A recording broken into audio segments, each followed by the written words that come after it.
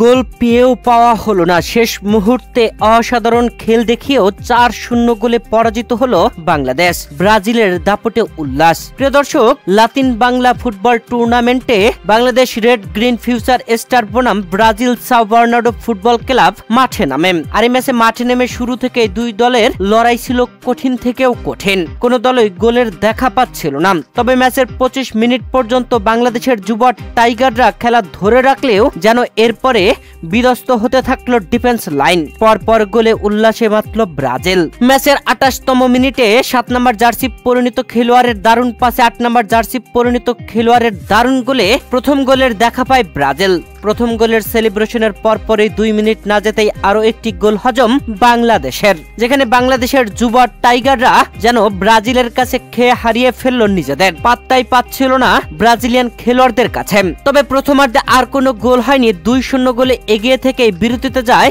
Brazil. এরপরে বিরতি থেকে এসেই ম্যাচের 52তম মিনিটে পেনাল্টি থেকে গোল আদায়। বাংলাদেশের ডি বক্সে হলো ফাউল, রেফারি ধরলেন পেনাল্টি, আর সেই পেনাল্টিতে গোল আদায় করে 3-0 গোলে এগিয়ে গেল ব্রাজিল। এর পরপরই ম্যাচের 65তম মিনিটে আরো একটি গোল। বাংলাদেশ পরপর গোলের হালি খেয়ে ফেলল।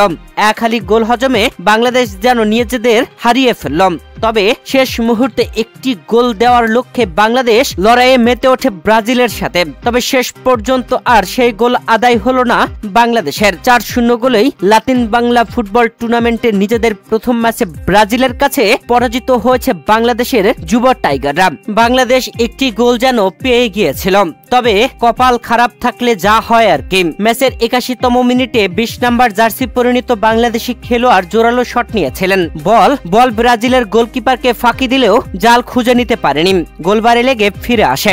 প্রিয় দর্শক, এই ম্যাচে ব্রাজিলিয়ান খেলোয়াড়দের সুন্দর আচরণ ফুটে উঠেছে। বাংলাদেশি খেলোয়াড়দের সাথে ফাউল হলে বা কোনো খেলোয়াড় আঘাত পেয়ে পড়ে থাকলে তার সাথে সুন্দর আচরণ করেছেন। সত্যিই অসাধারণ ছিল। প্রিয় দর্শক, ব্রাজিল তাদের শক্তিমত্তা অনেক বেশি। বাংলাদেশ দাপুটে খেল দেখিয়েছে, তবে গোল আদায় করতে ব্যর্থ হয়েছে।